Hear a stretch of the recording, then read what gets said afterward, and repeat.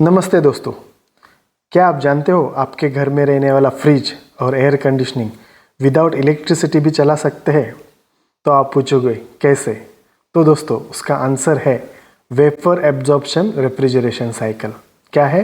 Vapour absorption refrigeration cycle. तो दोस्तों आज के इस वीडियो में हम लोग समझेंगे वेपर एब्जॉर्प्शन रेफ्रिजरेशन साइकिल क्या है। ओके, फिर ये काम कैसा करता है, इसके पार्ट्स कौन से हैं और इसके फ़ायदे और नुकसान क्या है और ये कहाँ इस्तेमाल किया जाता है। तो दोस्तों चलो शुरू करते हैं। अभी हम लोग समझते हैं रेफ्रिजरेशन है क्या। रेफ्रिजरेशन का मतलब है हमारे रूम के अंदर की जो हीट है वो हीट को निकाल के हम लोग किधर बाहर फेंक देता है, यही रेफ्रिजरेशन है। तो ये पहले कौन काम करता है? आमतौर पे तो कंप्रेसर काम करता है, कंप्रेसर ये काम करता है। पर अभी ये कंप्रेसर को रिप्लेस करके हम लोग क्या करने वाले हैं, यहाँ पे हीट एनर्जी यूज़ करने वाले हैं। ओके, हीट एनर्जी यूज़ होने की वजह से हम लोग क्या कर रहे हैं, कंप्रेसर को जो इलेक्ट्रिसिटी लगने वाला है वो नहीं लगेगा, तो हम लोग कम इलेक्ट्रिसिटी यूज़ करेगा। ठीक है दोस्तों, अभी यहाँ पे मैं आप लोगों को ये वेपर एब्जॉर्प्शन साइकिल है वो समझाता हूँ डायग्राम के माध्यम से। ये डायग्राम में आप देख रहे होंगे, इसमें क्या क्या मेन पार्ट्स है। इसमें कंडेंसर लगा हुआ है, एक्सपांशन वाल्व है, इवापोरेटर है, एब्जॉर्बर है और जनरेटर है। ओके, अभी दोस्तों वेपर एब्जॉर्प्शन साइकिल और वेपर कंप्रेशन साइकिल में डिफरेंस क्या है? दोनों में मेन डिफरेंस अगर आप लोगों को वेपर कंप्रेशन साइकिल अच्छे से मालूम है ना, तो ये समझने के लिए ना बहुत इजी है दोस्तों। अभी देखो समझा रहा हूँ। अभी ये जो दो पार्ट्स दिख रहे हैं आपको, इसकी जगह पे क्या होता है, नॉर्मली कंप्रेसर लगा होता है। बाकी इवापोरेटर तो वेपर कंप्रेशन साइकिल में होता है, एक्सपेंशन वाल्व भी होता है, कंडेंसर भी होता है, सही है। पर ये दो चीज़ आप लोगों को इसमें नया दिख रहा है क्या? यहाँ पे क्या लगा होता है, यहाँ पे कंप्रेसर लगा होता है। कंप्रेसर का काम क्या है? गैस को कंप्रेस करना और कंडेंसर में भेजना, लो प्रेशर में और लो टेम्परेचर को हाई प्रेशर में फेंकता है वो किधर, कंडेंसर में, सही है। तो अभी उसकी जगह पे अभी क्या लग गया यहाँ पे, जनरेटर।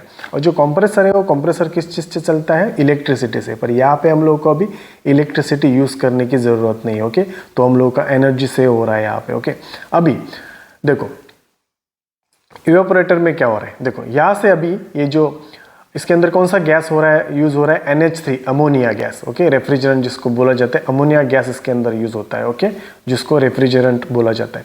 अभी वो जो रेफ्रिजरेंट है लो प्रेशर और लो टेम्परेचर लिक्विड के फॉर्म में, एक्सपेंशन वाल्व के बाद लिक्विड फॉर्म में किस में चला जाता है, इवापोरेटर में चला जाता है। इवापोरेटर में उसका काम क्या है, ये लिक्विड रेफ्रिजरेंट इवापोरेटर में जो हम लोग का उधर जो एडजॉइनिंग्स है, जैसा कि सपोज आपका रेफ्रिजरेटर है तो रेफ्रिजरेटर के अंदर जो सामान है, सपोज आपका रूम का AC है तो रूम का उधर का हीट को लेके ये क्या करता है, बॉयल हो जाता है। बॉयल होने के बाद ये लिक्विड से किस में, वेपर में कन्वर्ट हो जाता है। वेपर में कन्वर्ट होने के बाद ये सीधा लो प्रेशर अमोनिया वेपर में किधर चला जाता है, ये जाता है एब्जॉर्बर में। एब्जॉर्बर में काम क्या होता है, एब्जॉर्बर में ये पानी के साथ मिक्स हो जाता है। H2O क्या है, एक केमिकल फॉर्मूला है पानी का, और NH3 केमिकल फॉर्मूला है अमोनिया का। ओके, तो इसके अंदर ये मिक्स हो जाता है, मिक्स। अभी ये जो वेपर आ रहा है थोड़ा गर्म होता है, गर्म होने की वजह से हम लोग को उसको ठंडा करना है। तो इसके लिए हम लोग देखो इसके अंदर से cooling coil, okay, chill water हम लोग पास कर रहे हैं इसके अंदर ताकि ये ठंडा हो जाए। उसके बाद ये जो सोल्यूशन है कैसा, ये स्ट्रॉन्ग सोल्यूशन हो जाता है। ये स्ट्रॉन्ग सोल्यूशन फिर हम लोग बीच में देखो यहाँ पे पंप लगा हुआ है, ये पंप के माध्यम से किधर भेजते हैं हम लोग, ये जो स्ट्रॉन्ग NH3 और H2O अमोनिया और वाटर का जो सोल्यूशन है वो हम लोग बेचते हैं जनरेटर में। यहाँ पे दोस्तों जनरेटर में मेन क्या होता है, जनरेटर में यहाँ पे हम लोग जनरेटर को हीट दिया जाता है। किससे हीट दिया जाता है, हीट हम लोग इसको स्टीम से दे सकता है, फायर से दे सकता है, आग लगा के दे सकता है, या फिर हम लोग उसको हीट है ना अपना सोलर पैनल से भी दे सकता है, सोलर एनर्जी से। ठीक है, तो वो आपके ऊपर है, आप किससे देते हो उसको। ठीक है, अभी यहाँ पे ये क्या करता है, उसको जो पानी है और इसको ये बॉईल कर देता है। बॉईल करने के बाद NH3 इसका बॉइलिंग पॉइंट कम होने के बाद, अमोनिया का बॉइलिंग पॉइंट कम होने को ये जल्दी बॉयल हो जाता है। ओके, और वेपर कन्वर्ट हो जाता है, और वो उसके साथ साथ अपना पानी भी वेपर हो जाता है। और वेपर में कन्वर्ट होने के बाद अभी यहाँ पे क्या होता है, ये एनालाइजर लगा हुआ है। एनालाइजर का काम क्या है, एनालाइजर में दोस्तों जो वेपर पानी में लगा हुआ, पानी का जो वेपर है ये क्या हो जाता है, यहाँ पे लग के ये वापस पानी नीचे आ जाता है, और ओनली प्योर अमोनिया किधर चला जाता है,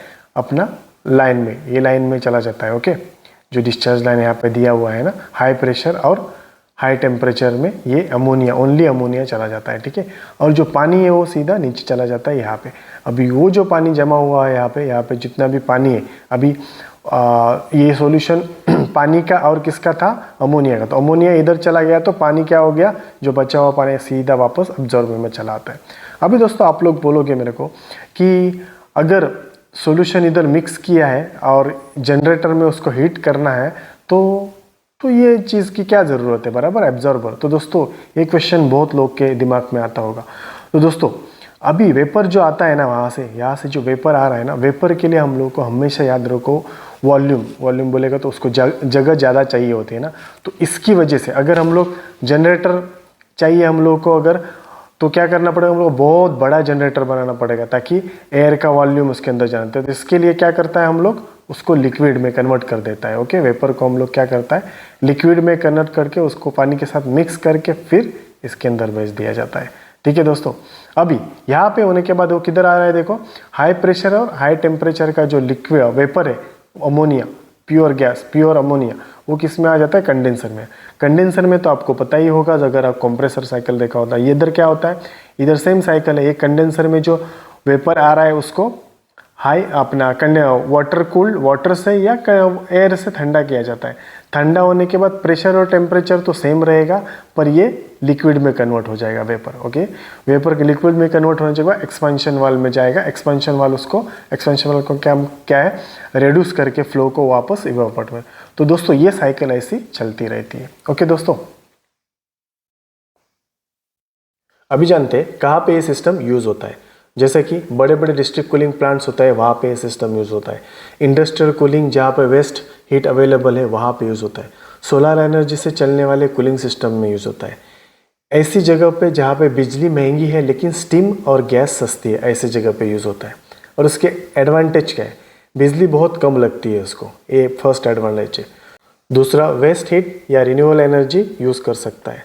फिर कोई शोर और आवाज़ नहीं कर सकता है। कंप्रेसर का जो आवाज़ होता है इसमें कुछ भी आवाज़ नहीं है, शांत चलता है।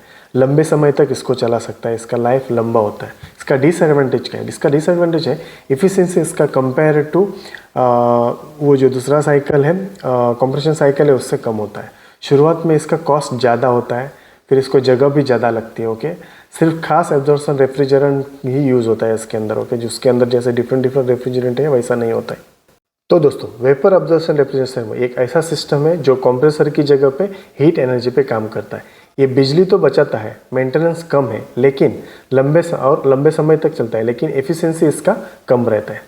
दोस्तों अगर आपको ये वीडियो पसंद आया तो कृपया लाइक, शेयर और सब्सक्राइब करें और कमेंट में लिखें आपको वेपर अब्जॉर्प्शन सिस्टम का कौन सा फ़ायदा सबसे अच्छा लगा।